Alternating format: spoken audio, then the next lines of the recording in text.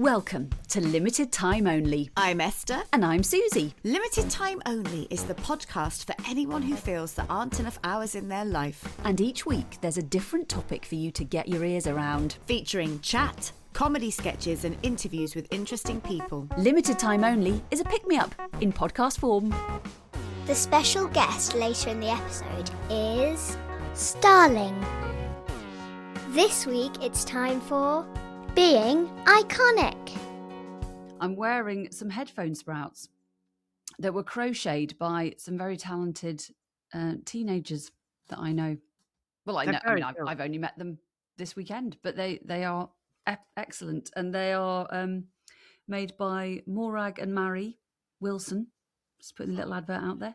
And they make these amazing little crocheted things. So cute. And I bought some crocheted headphone sprouts to help with Mary's quest to go to Namibia with her school. Oh, wow. So I was helping a charitable fund and ending up looking quite iconic at the same time. I think you look really iconic, and those girls sound iconic. They are iconic. Mary, they sound like they should have their own show. Yeah, Mary, they're pretty cool, I would say. Yeah. In terms of teenagers I've met, I would rate them pretty near the top. Yeah. Not counting my own teenage nephew. Yes. And godson. Yes. But yeah, they're up there. They do so many cool things and are very talented and very personable and chatty. And they didn't think I was completely dull. And that, to me, is the mark of an excellent teenager. You How they feel about to you? A grown up. Well, not me, maybe me specifically. I mean, talking to me is a challenge. No. But they managed very well for several hours. So, yeah. I don't think anybody could ever describe you as dull. You're not dull in the slightest. Not with these headphones on. Not with those sprouts on your head. Brilliant. But this could be my look now. It could. Couldn't it? It could become iconic in the annals of time. There could be like silhouette pictures and people would go, well, that's definitely Susie. Is it Mickey Mouse or, I don't know, someone with a bow on the head? No, that's Susie and the Sprouts. Susie and the Sprouts. It's like a band, and that's isn't a band. Susie and the Sprouts. Are you the Sprout? Well, I'm wearing green. Oh, okay. We'll get you a costume. I can be a bit windy. It's all there. It's all there. ready-made. It's there for the making. It's there for the taking. So who do you think of as an icon, Suze? Well, yes, obviously thinking about this because our episode today is called Time for Being Iconic. And I'm very excited about the guest later. Yeah, me too. She is iconic. And the people that came to mind were almost uniformly, with one exception, women, which I was interested in as a concept. And so iconic, yeah, it's sort of the ultimate representation of whatever it is that they kind of do or stand for. There's quite a few that I could have said, but the one I'd like to go for in the field of, well, actually, a lot of them are acting, to be honest. Yeah, because that's where my head is. Because that's what I would. I suppose you're looking at the people or person that for you is the ultimate representation of the thing that is probably most important to you, maybe. So there's several dames, but I'm going to go Julie Walters. Absolutely. Dame Julie Waltz. Correct. Because, well, one, she's been in several iconic things, but if anyone is ever carrying soup, I mean, I don't know anybody who does, or especially two soups, who doesn't start wobbling with them and going, 2 soups. And to be able to represent and just the act of carrying soup for an entire, well, several generations is just epic. She is brilliant. She's brilliantly funny. And she's worked with amazing people. All her work with Victoria Wood, who is also an icon. Billy Elliot. Yeah, for me, is up there with one of the greatest films of all time. Yeah. And she's amazing in it. Also, she gave my theatre company £50 once. And I think that her kind of rootedness to where she's from, which is obviously near where we're from, iconic as well. Well, she actually went to school with my ex-sister-in-law's mother. They were in the same class. Wow. Yeah. Yeah. And I'm like, I mean, she is 100% an icon, isn't she? And I every time I pick up a tray, I do it. Every time we've got guests and I take mugs of tea into the lounge, I do it. And just that is an iconic scene. It's interesting what you said as well, because I noticed with what I was doing that it was pretty much all women I was writing down. And is that because we tend to say women are icons and men are legends? I don't know. It's weird, isn't it? Maybe. I mean, I wondered if it was because it's about representation and we are women, then that you know, if you're looking up to somebody, I would tend to look up or admire. No, I admire men as well, but as a direct line to us. Yes. Because you know, obviously there's the other dames that I'm not going to mention other people because I'm sure you will. I don't know if I will actually. I've got really? I wrote my list yesterday and I was I think it depends what emotional state I am in, depending on what is on my list. Okay. So normally on a normal day I would have written I thought you were going to have Judy Dees, Maggie. Yeah, that's what I've got. Judy Dench,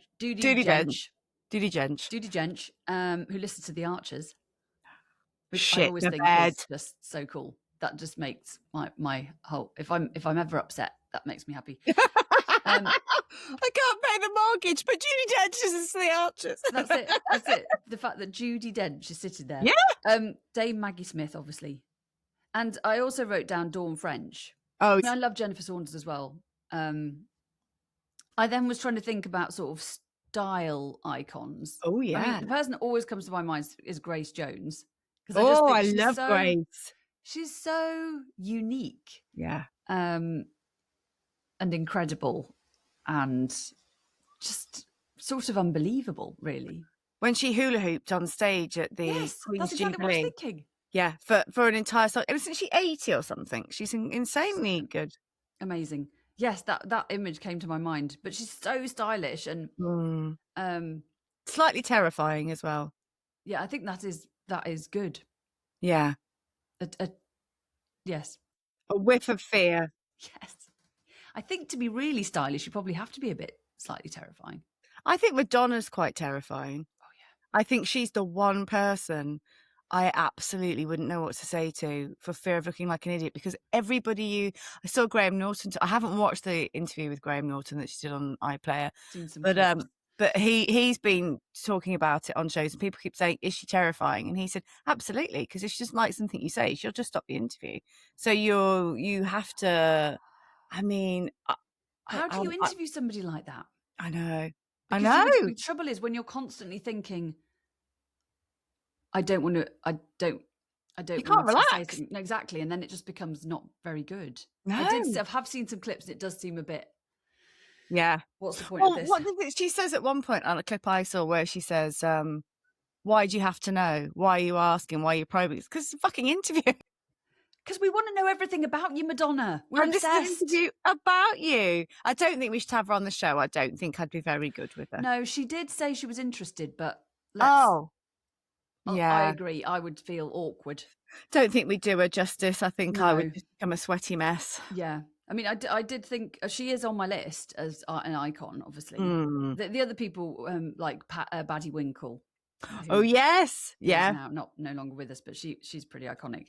And then I was thinking more of someone who's recently passed away, is Patricia Green, Paddy Green, who played Jill Archer for 70 years. Wow. And is just synonymous with the Archers and Flapjacks and Lemon Drizzle.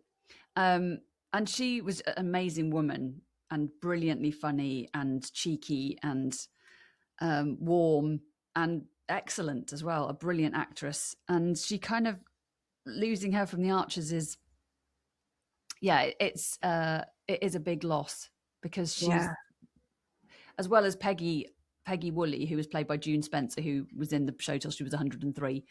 They're kind of the matriarchs of the village and have been for years and years and years. And so, yeah, I think Paddy's last appearance in the show was last year, and she was quite frail by the end, but she still wanted to do it, and she was up for it. And yeah, so I am sorry.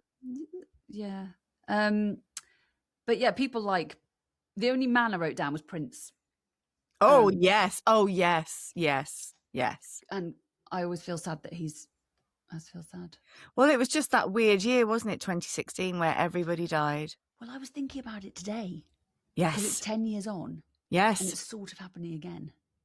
That's exactly what I thought. Really? There's suddenly like an influx. Sam Neill's gone, and it's just, and there's just this sudden, like, what's happening? There's suddenly a lot of deaths been announced in the last few days. It's not obviously not. I mean, that year was Bowie, Rickman, Caroline Aherne, Victoria Wood, Prince, George Michael, Carrie Fisher, and then her mum the next day. I mean, it was all within about 2 weeks as well, wasn't it? It was yeah. And it was across the whole year, because David Bowie died 2 days after his birthday or something, and then Alan Rickman died the next day or something, and it was just constantly Ronnie Corbett. It was just every time you turn the news on. Awful. And I remember watching The Last Leg, and they would do, and it had been announced that Carrie Fisher had a heart attack on a plane, and I remember the main presenter, what's his name, Adam, the Australian guy, him saying, "Don't you take Carrie Fisher, you bastards! You can't have her." Just such a weird year, but there is suddenly a lot of people in the last week. Yeah, strange. Strange how it sort of goes in waves. Yeah. What is an icon? I mean, because we use the term iconic quite a lot now. Well, but as a sort of, it is just a phrase to say, that's really great. Yeah. Iconic. And I like it. I do like saying things are iconic. It's a good word. It is a good word. True icons. And, you know, I do think with all those people that I've mentioned, there is an age element to them, which is an interesting. Yeah, there's like a wisdom and experience, isn't there? Clutch bags. So, last age brackets. Now you're a proper grown-up, you need a clutch sack. Perfect for day and night. It fits everything you need to survive a few hours. Self-help book. Antidepressants. Estrogen, all your many glasses, yoga mat, for show never used, emergency chocolate, and if worst comes to the worst, and it usually does, right, you can use it to hide in. Clutch sack for a day spent clutching at straws. I think if I'd have done my list, I did my list yesterday evening, and I think I wrote a sort of different list. On a normal day, I probably would have written all the people you've written, because they're all my influences as well, and I just think they're all incredible women. But I started off by writing. I started thinking of actually people I knew, and then I wrote literally all the women in my life.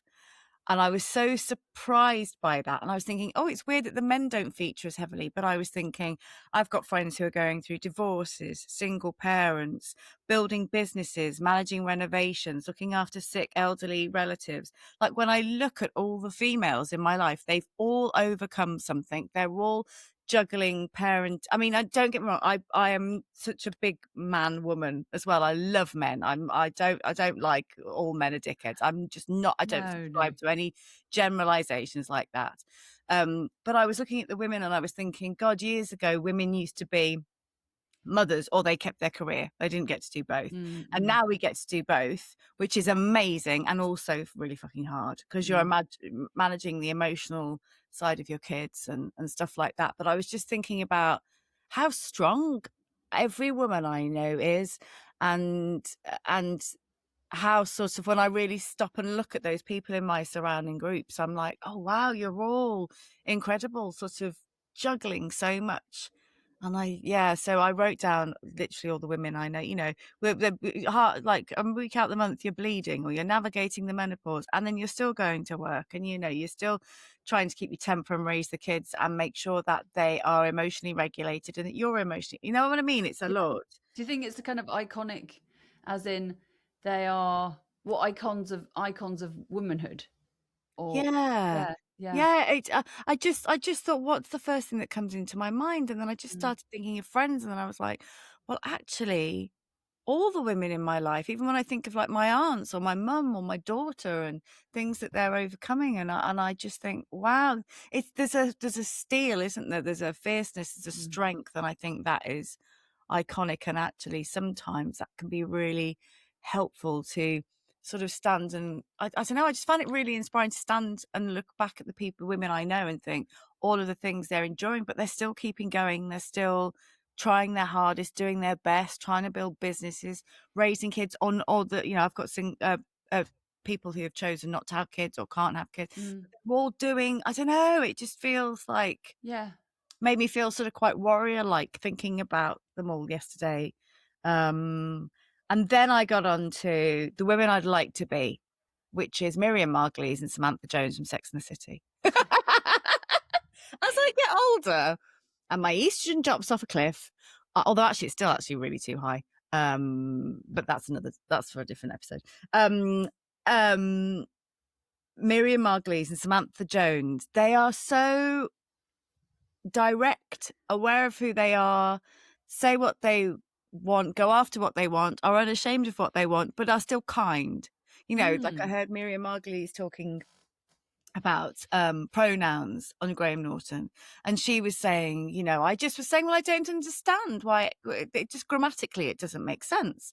And she said, and then somebody explained it to her, look, it's better for me and it doesn't hurt me because I don't identify as one or the other.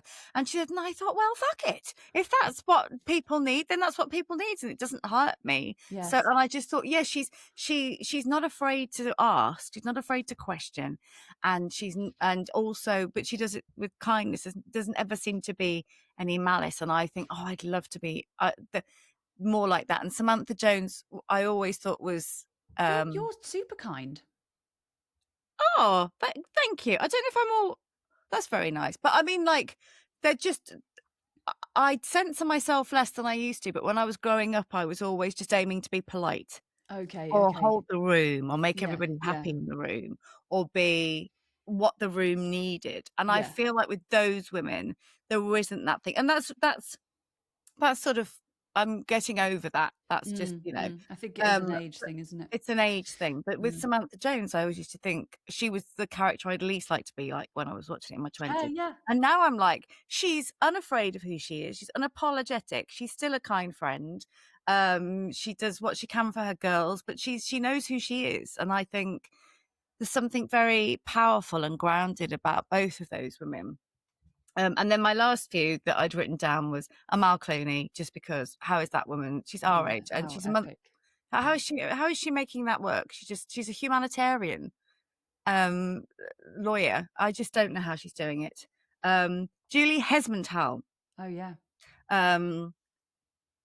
Hayley in Coronation Street, and then she does that 500 acts of kindness where everybody puts £1 in a month, and then the £500 each month is dedicated to somebody who's maybe lost a family member or something like that. It's just doing good things out in the world. Yeah, all of those things sort of appeal to me. And after seeing her documentary, Kylie fucking Minogue. Yes, I got Kylie down.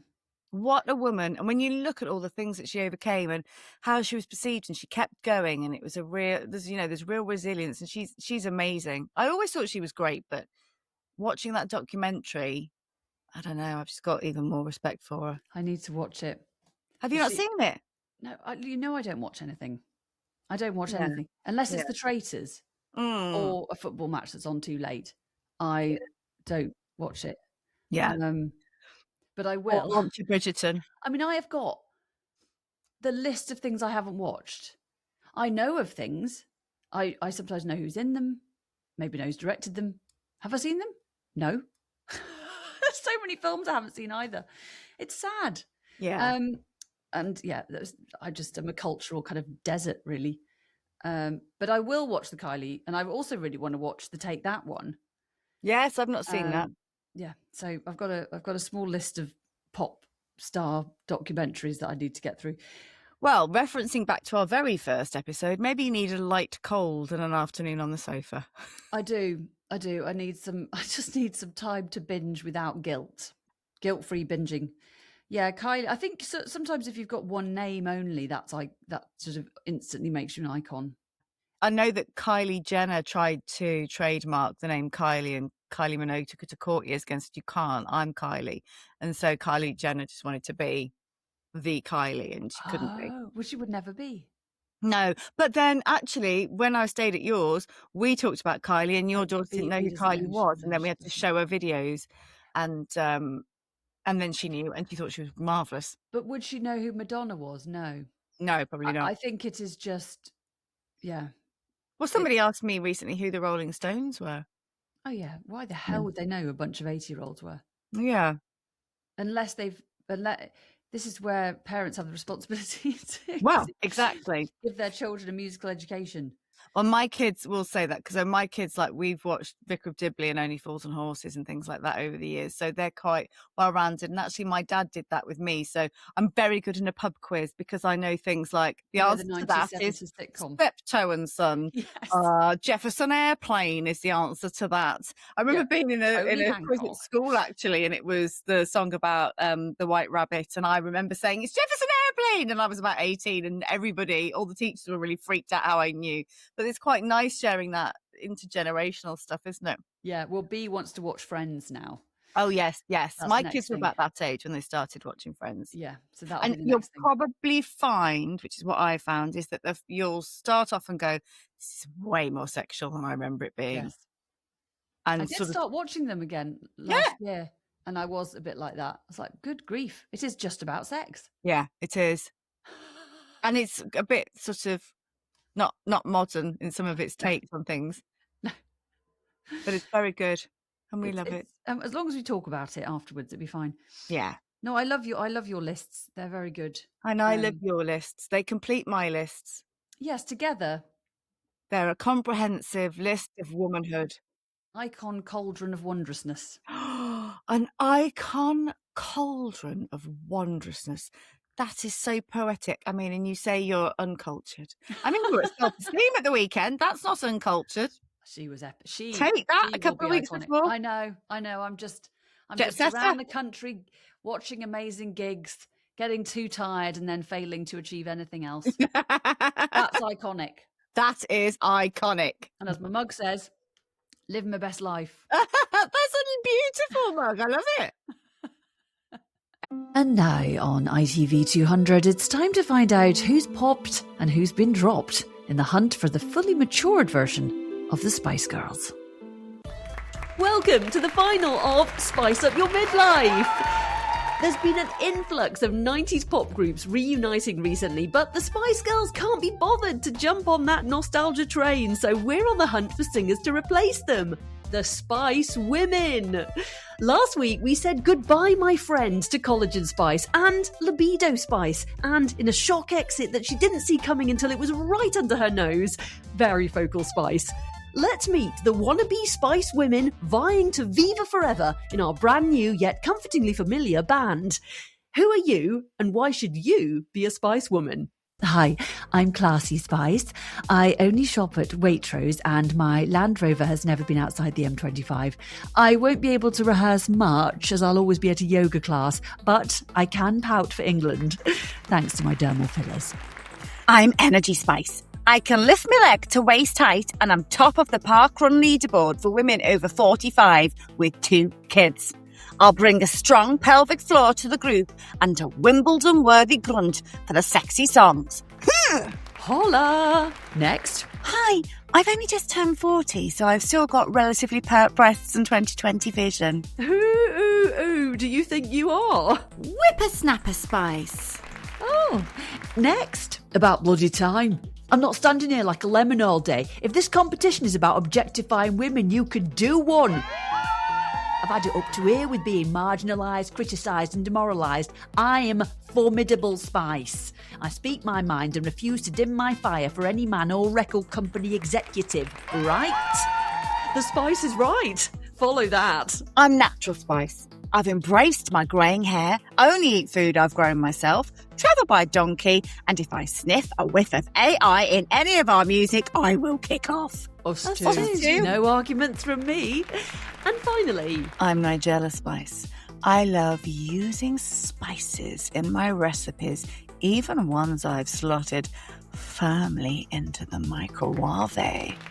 But Nigella, you've already got your own cookery show and you're the new Bake Off judge. You're going to be a bit too busy for this, aren't you? Look, if Nigella wants to be a pop star as well, who are we to say otherwise? I'll happily job share, Nige. I'm bloody busy too. Perfectamundo. Well, I've always wanted to be a Spice Girl too. Oh, sod it. There's enough room for us all. We can all be Spice Women. Slam it to the left if you're having a good time. I certainly have, and I hope you all have too. It's goodbye from me and the rest of the Spice Women in Spice Up Your Midlife. The last time I saw you, well, I saw you at your gig, but the time before that, you were holding a wooden staff, whacking the shit out of somebody. So, you know, she's not violent normally, Esther. It was a stage combat retreat. It was a stage combat retreat in a Welsh castle. And I think I was 18, which is just very, very cute. Today's guest is Starling, pop singer, creative coach, and one of the most genuinely empowering people we have ever had the pleasure of talking to. Starling was told she couldn't sing. She's now a pop star, touring the world and doing it entirely on her own terms. And that tells you everything you need to know about who she is.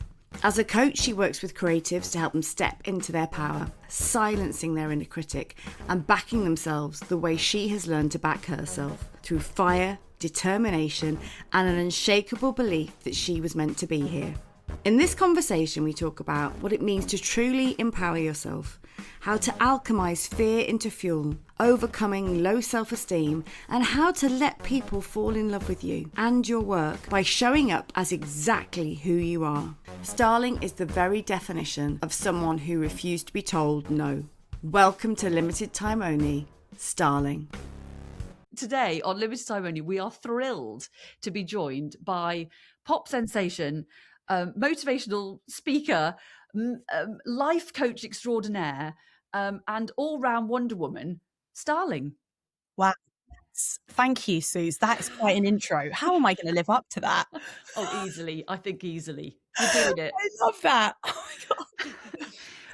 It is so lovely to have you on the podcast, partly because you're amazing, mainly because you're amazing, but also because I've realised, well, we've just been chatting, that we've known each other for a very long time, since you were sort of 18 years old, and we were at drama school together, and we've come a long way, baby. Oh, baby, we have come such a long way. And I think it's almost, if I was 18, it's almost 19 years since we were at the same drama school, essentially. Yeah. And I then didn't become an actor. And I thought that was the whole thing. So life has its way. Yeah. So you went to drama school with the intention of being an actor. What changed that trajectory for you when you came out? Well, it depends how deep we want to go. Okay. Well, as deep as you want. Yeah. I mean, on one hand, let's just state some facts. I didn't get a lot of work.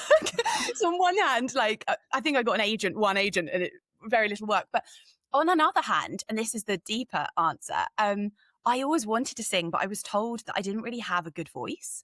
So even, Susie, you may remember this, maybe not, because we were in different years, but like, they wouldn't put me in the MT run, like the musical theatre. They were like, you're a straight actress. And I was like, oh, okay. Like, I never loved musical theatre, but I was like, oh, I think I can like sing and tune.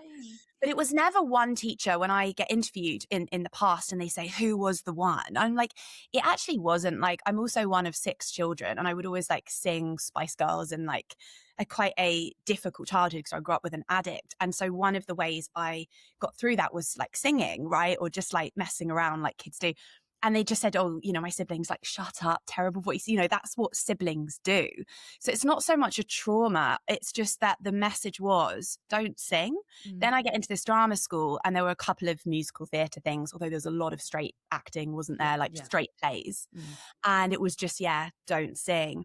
Anyway, graduated, thought I'd be like famous and go to Hollywood. Of course. And be the next Meryl Streep. And instead I was in a minimum wage bar job in Soho. And a long story short, I started therapy. I was in quite a bad spot actually in my early 20s. And in the therapy and in the kind of journaling and, you know, like self curiosity. I learned to journal quite young, and I would say journaling has probably saved my life. I realized that acting, and it's so cute. For me, I can't speak for other actresses. It was a way of not being me. It was a way of hiding in plain sight. This is over a decade ago now. I think I didn't know that it was a trauma response to become an actress. So when I was crying as a child and there was a lot of violence in the house, I'd always think, well, if I'm famous, the tears aren't wasted. Someone will see me in my pain. Like, I didn't know I was thinking that, but on reflection, that was it. Anyway, when I did the work and started to actually like myself and grow and become courageous, and like I did some singing, I was like, A, I need to sing, and B, I think acting probably isn't for me. I can't speak for other people because it's an escapism I don't need to do anymore. I can just write songs that are autobiographical and I can release them and they can go on record, radio or whatever, and I can tour the songs. And that's basically, I've been signed 10 years. That's basically what I've committed most of my adult life to doing.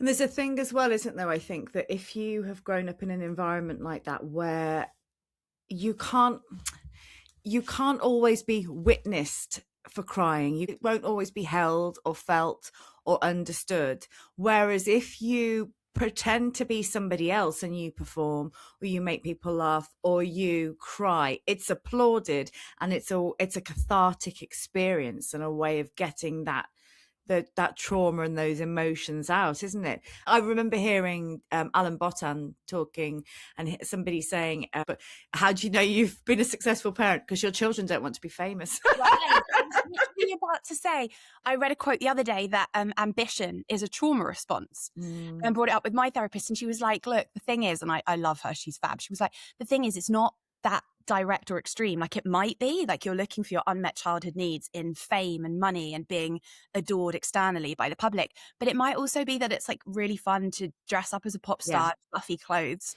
or like Susie in your case, I was wearing a see-through catsuit at the Groucho Club for that private party, and literally had like nipple plasters covering, like, that was just for shit. Sorry, I don't know if I'm allowed to swear. And actually sometimes fucking square let's go blinding. And like, sometimes things are just fun, right? Or like in both of your careers, it's just self-expression for self-expression. I think what's happened to me is at the beginning, it was very much a trauma response and like, let people love me because I didn't love myself. I think as I've done the work and evolved and also just got older, grown up, I still have, I'm sure, some unconscious stuff going on, but mainly I'm doing this for how can I help people? By being more me, does that give more permission to the woman watching me to be more her, to be more audacious? If I write these lyrics, will it help her ask for a pay rise or leave her husband? So it's more about my healing is helping, because all of my fans, it's 85% female. They're all women, and they're all writing to me every week saying, this is what this song made me do. And like a good thing, like I'm writing to you from prison. I've had an affair and it's all your fault. Like, wow. So it's kind of shifted. I'm sure there's still stuff in there subconsciously, but it feels a healthier desire to just self-express. And before I die, because I know the title of this podcast is another reason I was attracted to be on this show, is like I'm always thinking about death, but not in a heavy way, but just like, cool, if I'm not going to exist, which is an absolute true fact, that is the case for all of us. What could I actually do whilst I'm here? What could I actually do whilst I'm alive? I want to wear fluffy clothes or see-through catsuits, but what could I also do to help people that have also maybe had a bit of a rough background or a bit of a tricky time? And it's brilliant as well that you can, instead of hiding behind characters, you're literally expressing the things you want to say through your songs. And I think the why of that as well, that you want to empower other people and go, look, we've all been through shit, but we can, we're here for one time only. Let's do our stuff now. What do you want to do? Because I read something that you said about, oh yes, I know what it was. It was saying that people construct a life that looks good, but what's the life that you actually want to live? Because it's all about ticking societal boxes or what looks good on Instagram or whatever, but actually what is inside you and what do you actually want to live? And I think that's so important. And it's great. And like you say, now you can dress up and express yourself in different ways and you're making a difference in people's lives. When did you write your first song? Yeah, so that's a crazy story. So I got discovered by a famous band in this bar where I was on minimum wage. I don't know if you know the story, but I was sort of told I couldn't sing. I think I was entering my mid to late 20s. I wasn't really working as an actor. I was trying to make something of myself. I kind of understood manifestation and that I was just consuming free videos on YouTube of Abraham Hicks in between serving pints in this bar in Soho, and just trying to think, like, what could I do? I didn't really have money. I didn't really have much resource or confidence. Anyway, I sung on this kind of, I was serving pints, but then I stood up on the stage and sung. And anyway, the members of 07 were in the audience, which was this band. Do you remember? Yeah, totally. We were singing it the other day. Right. But the guy, this Henry and Sam, but Henry was in the audience. And then I got sent to work. I got literally sent in a car a week or two later to Massive Attack, to their hangar in Bristol. And then the next thing you know, I wasn't just vocaling with them or for them. I was writing, because the way Massive Attack write is quite different to other people. So you have to like write as you sing. Whereas normally if we were to write, you would write the lyrics and then cut the vocal. Yeah. So basically, yeah, I guess I've been in the game 10 years. I learned how to write on the job. That's amazing. And then I don't know if you know what the pop circuit is, but I got put in the pop circuit, which is where you go every day to write a song. So you start at like 10, 11, and you have to deliver a song by 6 o'clock to your manager. And it would be like Adele's writer, Ed Sheeran's writer. And I was literally, I had no idea what I was doing. Wow. But I just knew always wrote poems and like journaled because of this therapist that I had. And so I just knew I love words. I just don't really know about song structure. And I guess the best way to learn something is just to do it. And of course I was doing it with Grammy winners, like, you know, these big writers. And then I also learned how healthy pressure is for delivery. Like if you have to do something by 6 o'clock, or you've only got 2 days, it'd be 1 day or 2 days they give you. And then you get the demo in. And of course, most people, you know, execs don't have imagination. So you kind of have to produce the demo as well with the writer or producer. So everything, I wrote 300 songs in the first year. Everything was just like fast tracked, and in a nutshell, everything was just amazing, like 2016, 2019. And then the pandemic happened. And so a lot was really very challenged. Like bought the house down here because I live on like by the beach. I don't live in London anymore, on the Kent coast near Margate. And so my American tour was cancelled, pandemic, lost loads of money, bought a house, had a mortgage to pay. And on one hand, I'm always like, this is just terrible for my pop career. But on the other hand, which is relevant to us, it gave birth to like my speaking career, or like coaching, mentoring. I started to help musicians leave their day job so that they could make 3K a month from music, so they don't have to work for someone else. And then that's just evolved into like coaching celebrities around stress management and how they manage their team, all the way to just helping people feel safe to be visible, like even just like female entrepreneurs that are just like, oh, I need more sales. And I'm just like, oh, cool. Yeah, this is probably what you're missing. And it's usually around the courage to be seen publicly. So that's kind of the nutshell, but the journey. But to answer your question with the writing, I now write songs for other people anonymously, like for DJs and producers. And I'm a fully fledged songwriter, but right at the start, wow, I don't know, just learn on the job. I do think it's amazing. What an amazing story. But what is so brilliant is that the trauma, the initial trauma of your, you know, of being a child growing up in that situation, and also the trauma of, you know, following your dream, doing a drama training, and then not succeeding in that. I mean, God, I don't know how I'm still managing. How am I still doing this? You're a legend. You are a legend. I'm a weirdo, but it's none of what has happened since would probably have happened if you hadn't had that. And that is when you can say to children, look, failure, I mean, not that you failed, but it's the challenges and the difficult things in life lead to the most reward, and can give you the character and the ability and the drive to achieve your full potential. Because your potential, I mean, when I look at what you've done and you've achieved, and how many people your work touches, and your music affects people emotionally and spiritually, and it's incredible. You've really, your existence in the world has expanded so vastly in a beautiful way, and the energy that you give out and onto this planet is just amazing. And it might not have worked like that if nothing gone wrong and, become an instant hit on the West End stage. It just might not have worked out like that. Isn't that the case that like your wounds become your wings like that? And isn't that the case that like we all don't want pain? Like pain is painful. Pain is it almost, it has the ability to derail you so much you don't want to exist, right? Like pain is undescribable, but we know.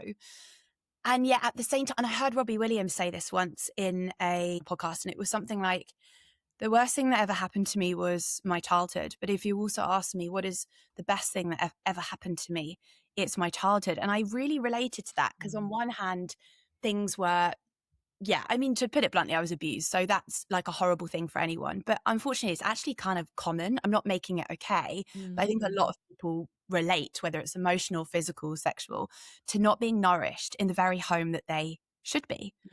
And so all of that, like, I wish I could take pain away from humanity, from my past self. And yet at the same time, when you can have the support, and I don't think people talk enough about like what support do you need to turn the pain into power. But if you do have support and if you can find a way through it, who you become is undescribable because you have, I mean, I don't know, I've never had childbirth, but I'm imagining, I've never had a child. So I'm imagining like what is one of the hardest things that you can do or feel. But if you can actually alchemize it, you've got that little baby, but also in terms of just pain in general, who you become, if you're in a good spot and you've really worked through it, is a lighthouse because you want to help people and show people what's possible. And I think that's for me. I don't want to become too like shiny and positive. I want to acknowledge that pain is part of the process and pain is human, but it's kind of what's more interesting is what we do with it. Yes. And who we're becoming. Are we becoming really bitter? Are we becoming the victim? I have a lot of like family members who are like the victim and like, oh, I don't want to be that. Like I have an opportunity to be a victim because of these past things, but I'm like, no, I'd rather be the hero, the hero's journey. How can we always do that? And then of course, because I'm in a very mentally healthy space, it's like, well, what could I do to help people who aren't quite there yet? Yeah. With their journey. Yeah. What I read on your website, but what I think you do, which is so beautiful, is that you have an individual ambition. You have ambition. And of course you want to be successful, but that your responsibility to the collective is such that it means you becoming more successful means that everybody around you also becomes more successful. And I just think that is so brilliant. I'll read the quote from the website. Starling, an independent artist with a global vision to be a voice for hope and possibility. And it really struck me because it's both. It's both. It is possible to have individual success that benefits the whole. Absolutely, Suze. And I feel like, unfortunately, culture, I don't know where we get this from, but I think it's the scarcity so that, we can kind of be controlled. But culture loves to promote the zero sum of success. So if you've got a #1 record, I can't. Or if you, Esther, get £1 million, I can't. Whereas we actually all can get £1 million or a #1 record or whatever your version of success is, it's all possible. There is enough for all of us. But I feel like I only learned that in the last 5 or 6 years from a coach who I paid a lot of money to, rather than actually it just being a way of living. Do you know what I mean? Yeah. What did the coach say to you that changed your thinking around that? It took me a while, but I think when someone keeps repeating a belief they have, then you can sort of try it on for size. One of the things I do when I'm kind of teaching a talk or mentoring is I say, don't just take my approach to life. Try it on like a costume, try it on like this jumper I'm wearing, and try like a mantra for a week and have that as an alarm on your iPhone popping off each day that everybody loves to pay you. Like, let's say you're not making enough as money as an artist. Let's try that on for size.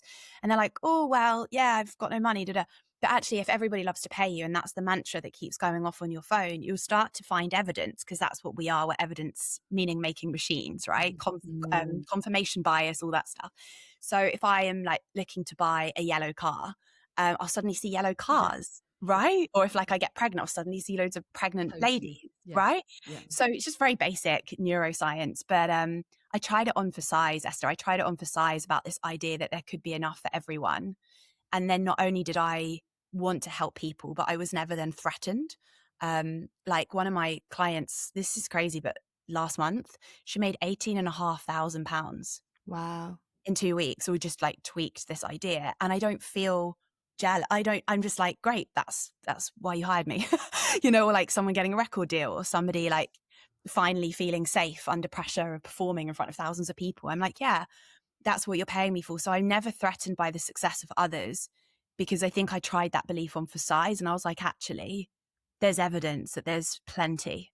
Yes, yes, it is. In fact, we were talking about this the other day when if I've got friends who were, say, at the National Theatre, and this year I'll have had about 4 friends at the different things at the National, and I love it.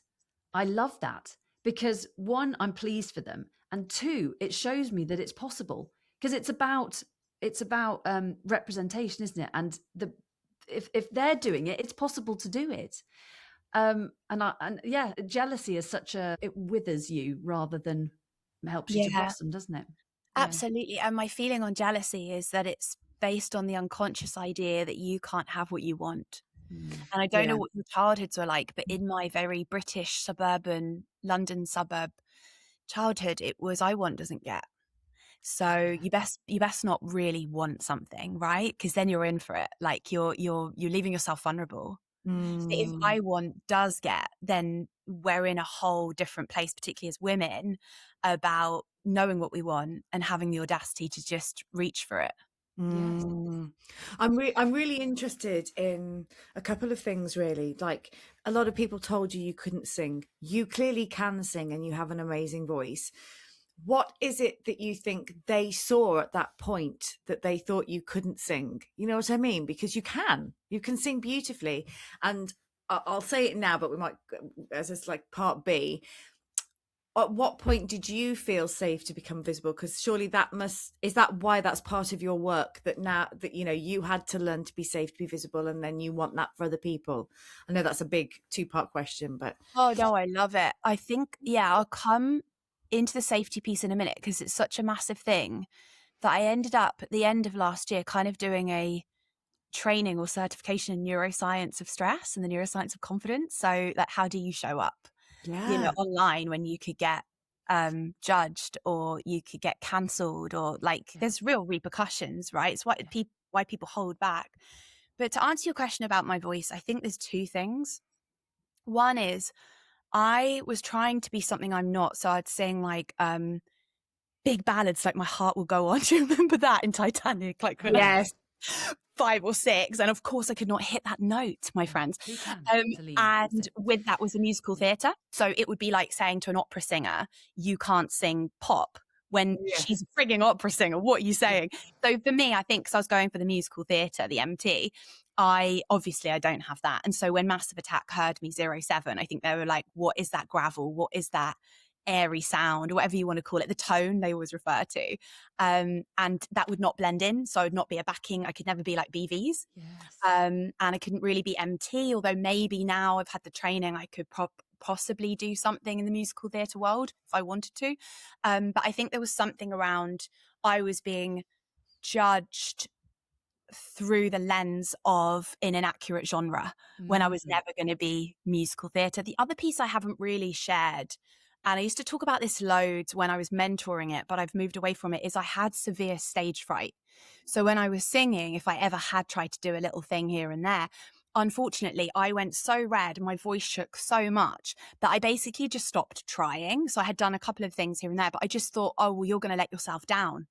That's what you're going to do. So why would you open your gob in public when you're not going to hit those notes, right? So something around fear. And I think people picked up on, unfortunately, of course, as a byproduct of my upbringing, I just didn't have much confidence. So I was very, I would believe everyone's opinion. Moving into the visibility piece, in a nutshell, I think that why people don't feel safe to be seen globally, it's normally one of 2 things, but it's either they have been shamed so much as a kid, so whether they just weren't picked for the netball team, or whether there was an actual abusive dynamic, but they just don't want to ever feel that pain again of rejection or judgment. And I think the other thing is some people just don't know how to show up, which is why coaching is amazing. Like how should we talk to camera? Is that better for you, or should you like be a faceless presence, but still use your voice through quotes and audio. So I think there's sometimes a mixture of strategy. And then there's the energy piece of like, well, who told you that you couldn't be loved publicly? And one of the phrases I've used in the last month, I began giving a talk actually on like the essence of marketing. What is it? 'Cause I fucking used to hate sales and marketing. And it's like, I put that marketing is allowing people to fall in love with you. And when it's that, it's just, can you show up for everyone? And you shouldn't be. But equally, you don't need everyone to be a client. You don't need to book every job. So you find your people if you can just allow people to love you. And I think that's quite spiritual. I think that can bring up a lot for us. Somebody said to me once, actually, sales is just being passionate about a product or whatever it is and telling people about it. That's literally what sales is. But in my head, it's Swiss Tony from the Far Show. Yeah, literally. You know what I mean? It's sort of like when you're on the phone to somebody, or when you go into a shop now and they'll go, do you want a receipt, or can I have your email address? And I often go, no, can you just not? Can I just have a receipt? Because I just don't want you to be bombarding me with sales stuff. So but actually sales is just like, have a look at this. It's brilliant. If you like it, buy it. It's and so once you take that kind of sort of slightly disgusting, cringy, icky version, like edge off it, and realize it's just about showing it, and not everybody is going to love you and not everybody is going to like it, and that's okay too. That's all right. Yeah. It just brings up our stuff though, because I think a part of all of us wants us to be totally safe, like, because safety, often we use that word and we don't really know what it really means. Safety is often to feel emotionally safe, is often to be accepted. So to just give you a really basic example, if someone's judging your top or your body size or your size, you feel unsafe, but nothing's happened. They've not held a gun to your head. No. So a judgment creates emotional lack of safety. So of course, if you put yourself all over the internet, which could have, beyond the amount of reach, beyond, you never know where it could go. Of course, that provides a threat response in terms of neuroscience. Of course it does. Yeah. But yeah, exactly that. It's just passionate. Can you be passionate to share? And even in the face of rejection, can you trust that you'll still get your yeses? The right people will say yes. Yeah, and that's all about visibility, but it's also about courage. And I feel like I only got really courageous at selling, whether it's my shows, talks, whatever, coaching, when I felt really comfortable in who I am. So I think in a way you have to really like yourself, fall in love with yourself before you allow people to fall in love with you. And how did you do that?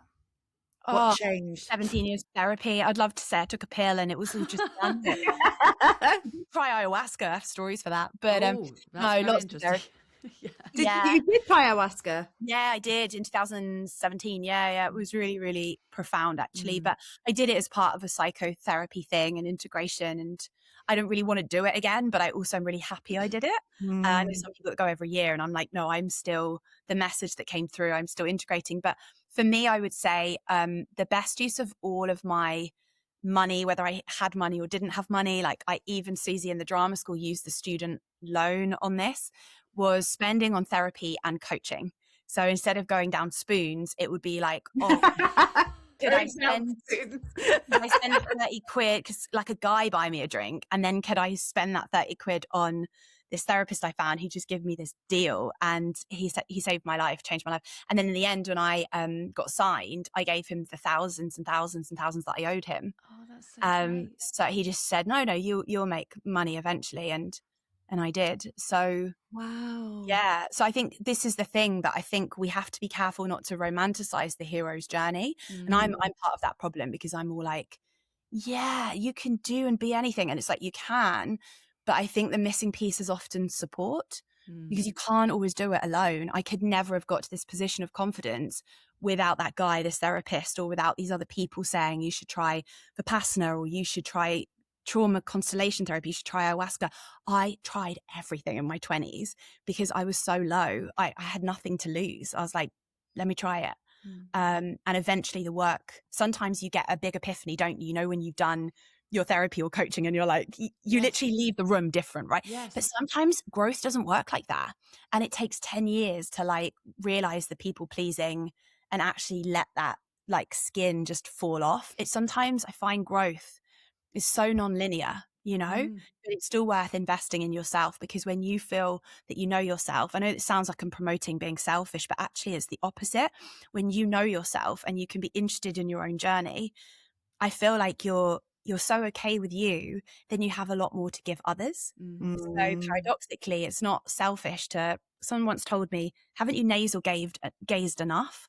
I.e. like therapy is nasal gazing. And I was so struck by the lack of emotional awareness that comment had, because I was like, with bad therapy, yeah, you're just talking about yourself, for an hour with no self-awareness. But I think with good therapy, if you see a pattern that you have done unconsciously for years and you can break that pattern, your life immeasurably will change for the best. Yes, and absolutely. It can take a sentence. It can take, because I think, I mean, I'm 48 now, and we both are. Esther's also 40. Fuck, she just sorry, I know she's 40 years younger, but I'm revealing a true age. 27. Legends. But I'm finding recently quite a lot that somebody will say something to me, quite an innocuous sentence in a way, or point something out, and it will drop in my head like a penny into a slot, and then this little curtain will come back and go, da-da! That's what you've been hidden all this time.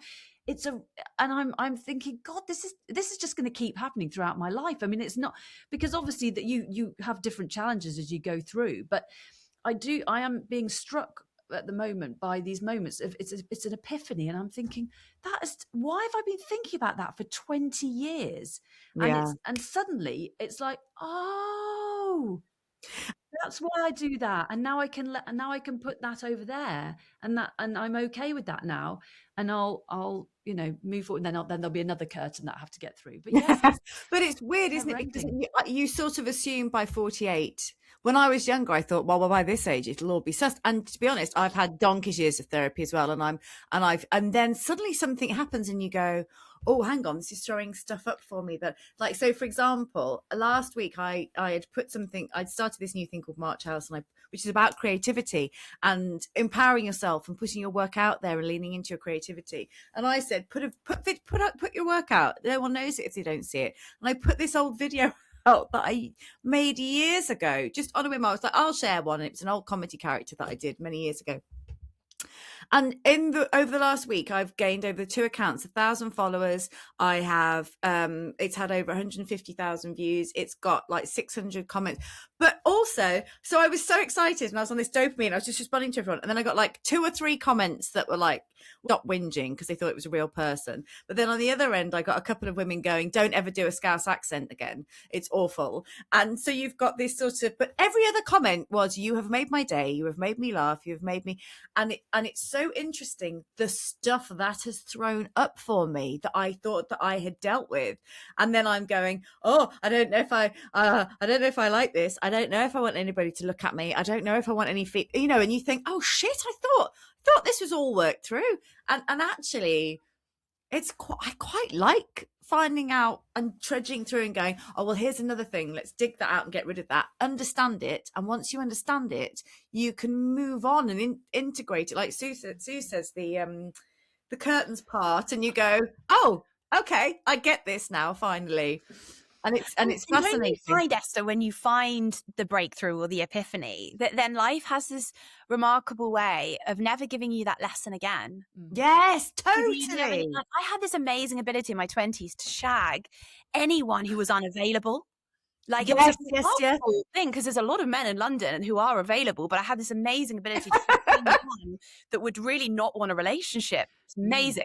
Yeah. And as I did the work on my father wounding and this and that and the divorce, and bless my dad, he had to go because the divorce, I was age 6 or 7, I realized I was unconsciously doing this then in my kind of relationships or whatever it is.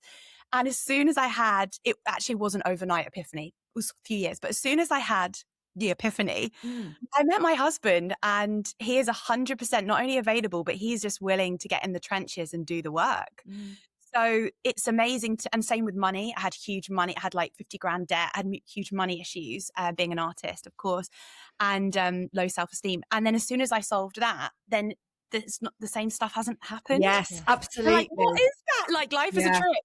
So I'm sure there's kind of, you know, some neuroscience behind that, but it's remarkable, isn't it? When this is why I love therapy and coaching, is when you bring awareness to the psyche and you find corners, like the comment that maybe you're like, oh, I didn't know I have this in the corner of my psyche that actually needs resolving.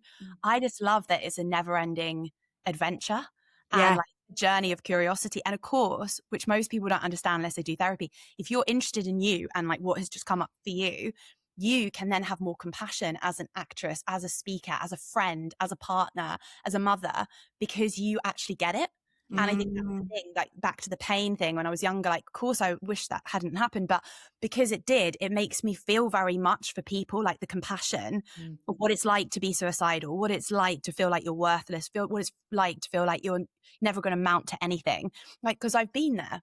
It's a gift, really, isn't it? And it's I know some people would think it's quite a twisted thing to say, but it is almost like it's the flip side, like you said at the top of the show. It's awful, and you wouldn't wish it on anybody. However, it's turned you into a ray of light who is empathetic, who creates songs, who can self-express, who understands people, who wants to put the work out into the world that will make a difference. And I think.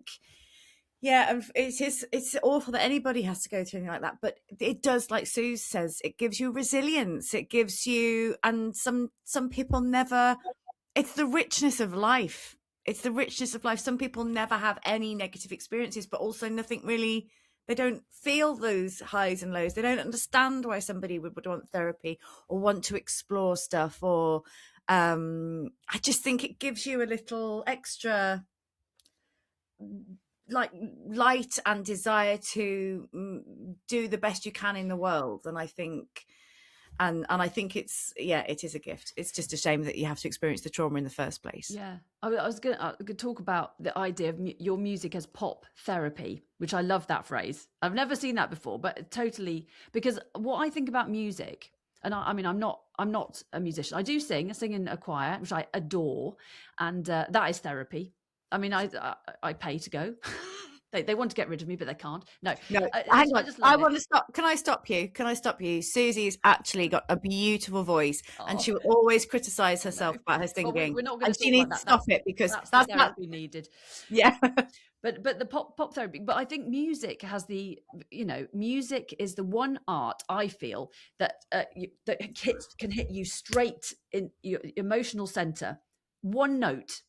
Bam. No other art form has that capability, I don't think. I mean, you can look at a painting, but it takes a little moment to look at what's going on. You can watch a piece of drama. Again, you've got to know what's going on. You've got to work out who the characters are. That music goes bam straight there, and every single one of your songs, and they are catchy and immediately what I've written down. Immediately catchy anthemic pop.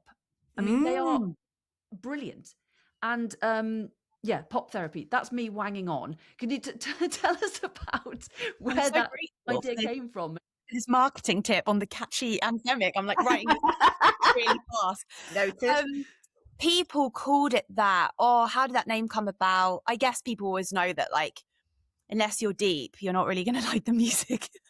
And I do these house concerts as well, and they're just like, everyone just loves to talk deep, like we're doing now. And like, honestly, if someone's not particularly interested in their own inner world or their own struggles or their own, hunger for life, I think they probably won't find a place in Starling's world. Do you know what I mean? Like, if they're just here for the baby in the club kind of music, I'm probably not for them. So I think what the therapy piece came through, and there's a specific woman, she left an abusive marriage when she heard the song Queen.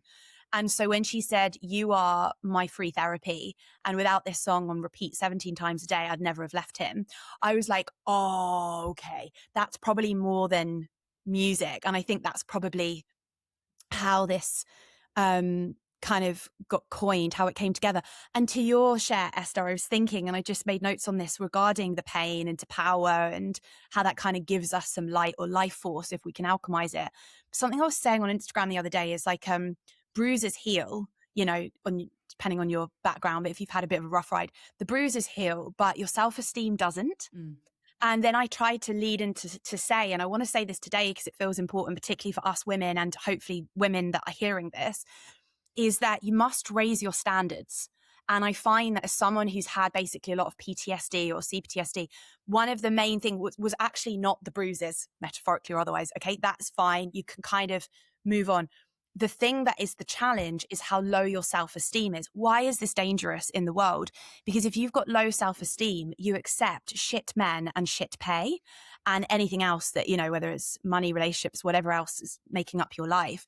And for me, I would always, particularly in my 20s, accept doing free work, except particularly in the, you know, the theatres, you know. Oh, absolutely. Yeah, No, yeah. like they'll just be like, I'll cover your expenses, and yet you're meant to pay £2,000 a month rent in London with like thin air, like, and the expenses didn't even come through some of the time. You know what I mean? Yeah. So here's the thing about raising your standards: it's easy to say I should raise my standards, but the challenge is then when the world keeps saying no.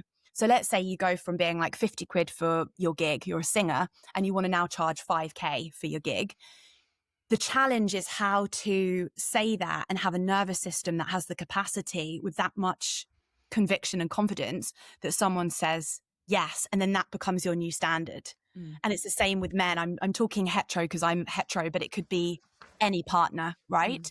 Is like you accept crappiness if you don't think you could get better. And for me, I've had to, and this is very recent stuff, still hard to articulate. I have really had to go, no, I'm not taking that as a fee. I actually would rather not do it.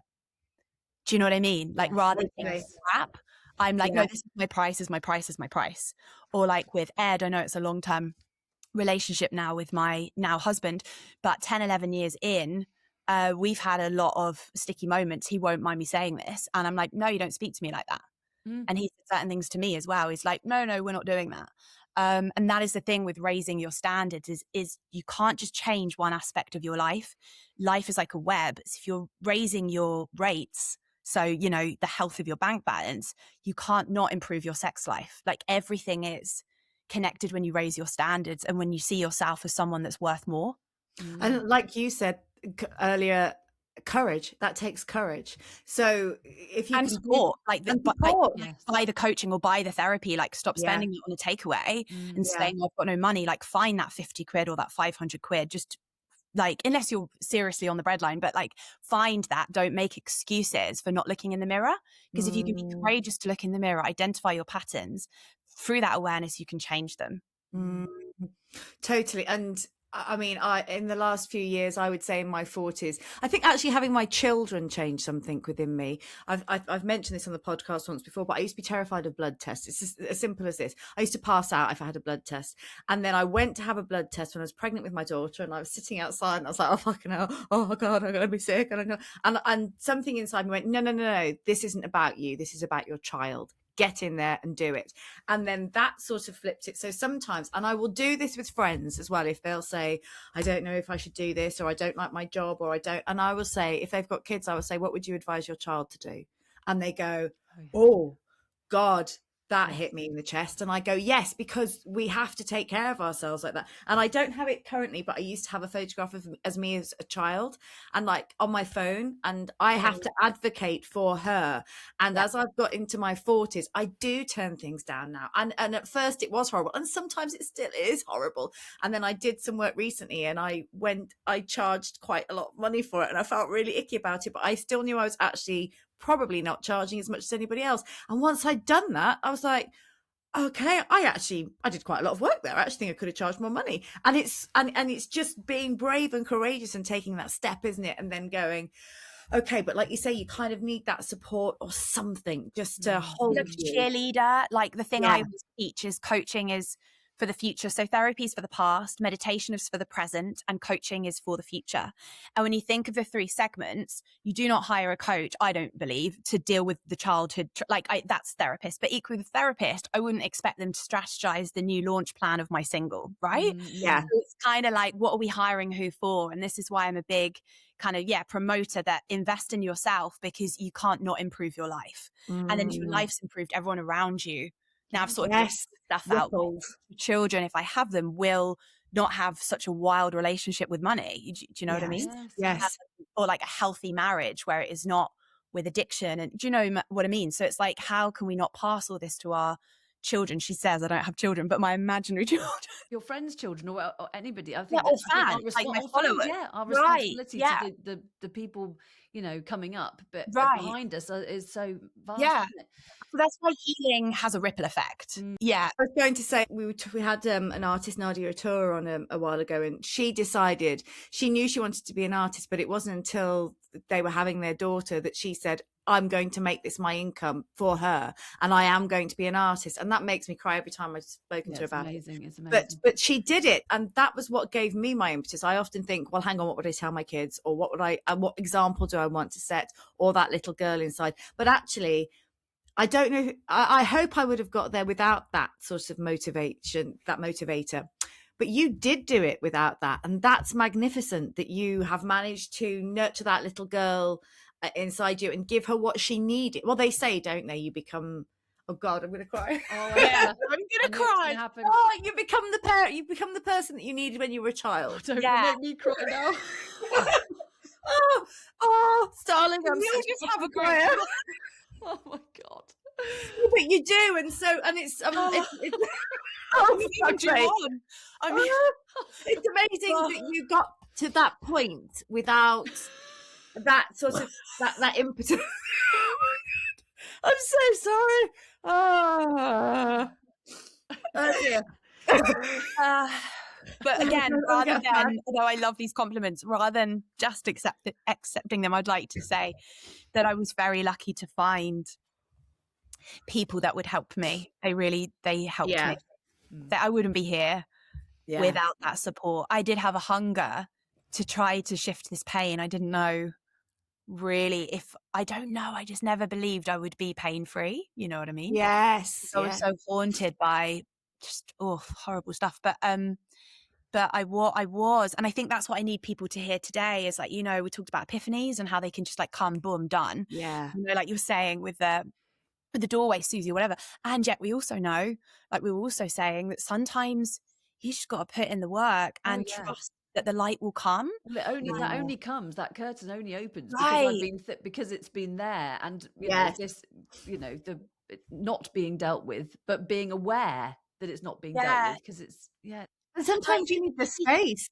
It's hugely complicated. Yeah, I think the key thing is that anything left is never resolved. Anything brushed under the carpet is never, ever going to get better. The mountain will just become higher, deeper, worse. And so I think the courage to look in the mirror is really super key, because leaving anything, whether it's not having that conversation in your marriage or whether it's not sorting out your finances because they feel too scary, it's never going to shift unless we have the courage. And this is why I think that doing it with 2 people or 3 people, you know, that support you looking at your finances or whatever the thing is, it makes you feel safe rather than alone. And rather than ashamed of like, oh my God, I've got this thing. No, most of us have issues with money or marriage, or, you know, like that's normal. So let's just normalize it and look at like, okay, if I want to figure out this, if this is my goal this year, what support do I need? Yeah. And so your music career, so you got signed 10 years ago. I noticed that 10 years ago you were wearing a lot of white. You were pre-Jerry Halliwell, before Jerry Halliwell was Jerry Halliwell, always in white. What? I know, I only wore one colour. Like, what was that about? Just why I not? wish I could tell you a reason. I just fancied it, and I thought it looked kind of cool because even the sock, the shoe, everything was one colour. Yeah. So you signed. So tell us all about your music career. So yeah, I got a deal, then I got another deal, and then I think I got another deal. And then I'm now independent because although I liked some of the money and the marketing, I struggled with creative control. This is very common. So I'm now independent, which essentially means I have management and I have a team, stylist, publicist, all of that. But it essentially means I am self-funding, or we're about to get investment, but, you know, self-funding my music. So on one hand, that's really hard, like, because things cost to promote and to make. But on the other hand, I own my masters. So I own my IP, my intellectual property. So it depends what you want to trade off. It's not that labels are bad, but it just depends what you want to trade off. So I'm now independent, and my debut album is finally coming out in 6 months. And it's literally coming out in secret form just for fans, like just for my mailing list. And then it will eventually come out to the public. So we're doing this whole this whole private secret thing. And yeah, I mean, essentially the rest of this year looks like releasing more singles, doing more house concerts, then doing like a headline show in Soho end of the year. And then, yeah, and this album will, after 10 years, this album will finally come out and I own it. Yeah. So Can you tell us the name of it or not yet? I No, can't. not I know yet. I've been on. I'm so sorry. But I No, will. that's all You will be right. the first to know because I think you're on my mailing list, but you will know. That's It's very brilliant. And well, 2 weeks ago, I think it was, I saw you performing at the Groucho Club, that the first single from the new album, Cupcake, and it was a small room, which with a lovely audience who all know and love you, but you absolutely, it was like, I felt like I was kind of at Wembley Stadium or something, or at the O2. I was the presence and the energy that you exude. I was like, oh my God, I want to get my lighter out. I mean, it was terrific. I think there was like 50 of you. Thank you so much for saying that. It was brilliant, and it was and everyone was so in it. We were just we were dancing, and the music was amazing, and your performance was incredible. In terms of do you think your acting training has helped with that kind of? I really do. And it's so hard to like tangibly see the ROI, because on one hand, I'm not doing the traditional stuff, but on the other hand, I think stagecraft is stagecraft and everything amounts, like compounds. Yeah. I think on the other hand, I'm sorry to keep beating on about this therapy stuff, but I think when you feel comfortable to stand up on stage and you can feel safe to just be you, I think that therapy stuff helps you. I feel like when you feel safe to speak or sing or whatever, I feel like the audience around you feels safe. Yes. Because the thing with the music is it is so personal, and you can tell that it's been written from from reality and from your heart, and that is what's so effective, and it immediately forms this kind of, there's just this like golden thread between you and the audience, because it's hitting them, it's a straight there, it's right into the solar plexus, and it's truth. It feels like truth. And you could only do that if you felt comfortable with yourself. Yeah, I feel really comfortable. And again, don't get me wrong, I still do get stage fright. I do get nervous, but because I have done all this training on how to feel, it's like somatic, so body kind of, it's not therapy talking, it's like these exercises I trained in last year with neuroscience. In under 60 seconds, by just like moving your tongue or moving your eyes, your cortisol level drops. And if you've heard about this, and so I just learned about like basic like tapping, you might have heard of, that would be a similar thing. But this NSI training I had, it was really like, how can I help myself in under 60 seconds feel safe when I feel nervous? And then of course, how can I help my mentees with that? And so when I play bigger stages, I can feel scared, but equally I feel like, because fear almost ruined my life, because stage fright was almost the thing that destroyed this dream, like that stopped me starting.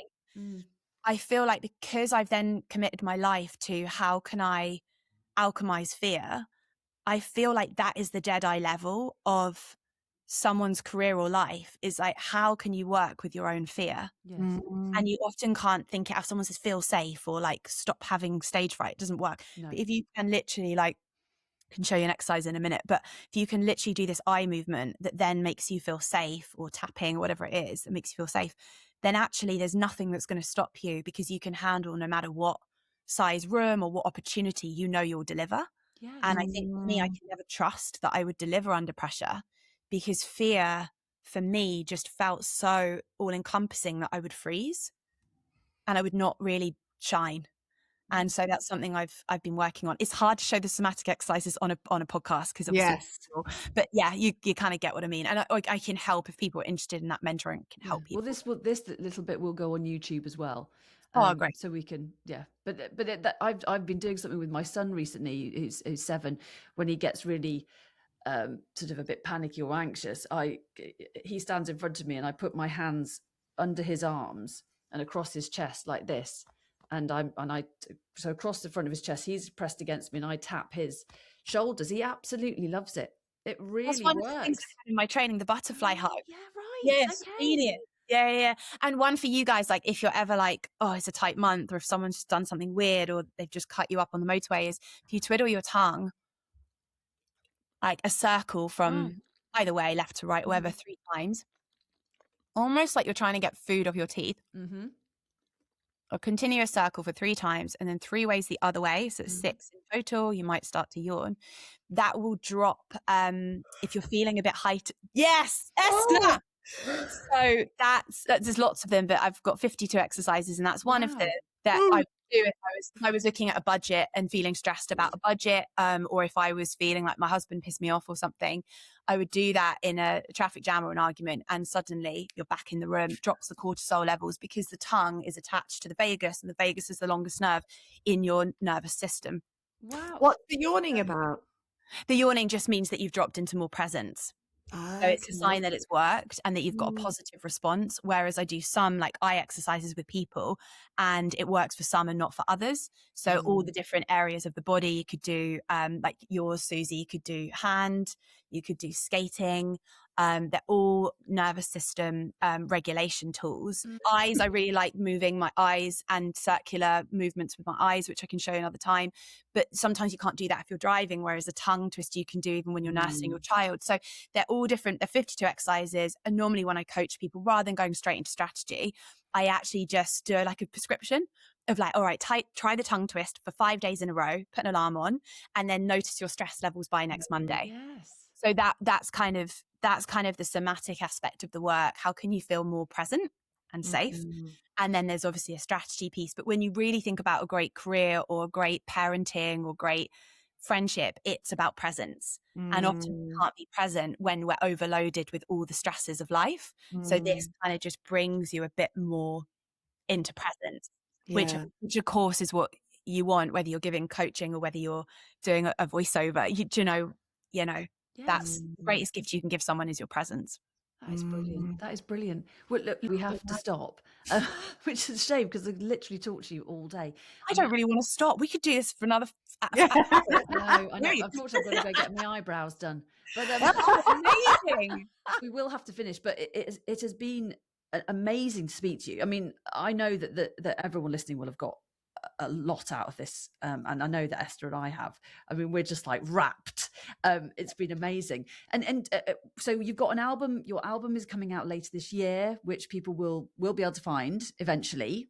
Sign up for the mailing list, I think, is the key takeaway there. We are already signed up, so we'll have first. Oh, you're a legend. Yeah, I would say 2 things. If people feel that they resonate with the message or my work, just go to the Instagram. It's Starling's World. STARLING world, or starlingsworld.com is the website, and you can just pop your email every fortnight with like updates, but you can always choose your preferences about whether you want to hear about the singing or tours or coaching, and go from there, or this album. And you can see some of Starling's songs on there and videos, and it's a beautiful website as well.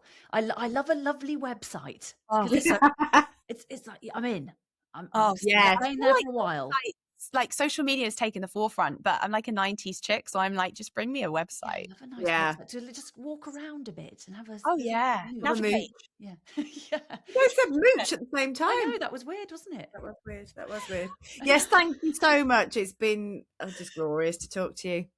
We've done all the emotions. We cry, and I think that is just fabulous. Now the rest of my afternoon is going to be incredible. Thank you so much for having me on the show. You have been listening to Limited Time Only. Well, in what might be described as an iconic move, Esther and I didn't record an outro for this episode, so you've just got me and my Sprout headphones. We thought they deserved their own little slot. It's a shame they can't answer back, but they are looking really resplendent on my head, and they haven't wilted in the heat, unlike me. Thank you so much to Starling for that brilliant interview. It was an absolute joy to speak to her. If you watch it back on YouTube, you will see our faces are just hooked on. We're locked on as my daughter would say, and then would tell me to not say because it's cringe, because only people under 15 can say that. But I'm saying it again, we were locked on. It was great to have that time with Starling and to get some of her insight and advice and the inspiration that sort of radiates out of her. She is fantastic. Please do check out her website, starlingsworld.com, and go on Instagram and have a look. Her videos, her songs are brilliant. They will give you a boost. So combine that with listening to Limited Time Only, and you're going to be on cloud nine, I'm telling you. But it was a great joy to speak to her, and we're thrilled with what came out of that interview. It's changed our lives.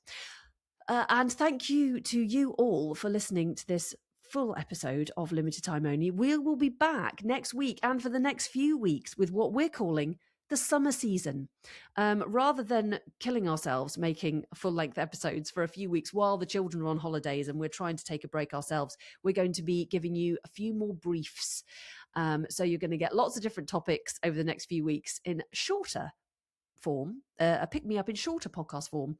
And we hope you enjoy those as much as we enjoy recording them. And we look forward to seeing you back with more full-length episodes in September. In the autumn, it's be back to school, back to full-time, limited time only. Enjoy the sun. And thank you for listening. Ta-ra a bit from me and my Sprout headphones and Esther, but she's not here. But I'll say bye from her anyway.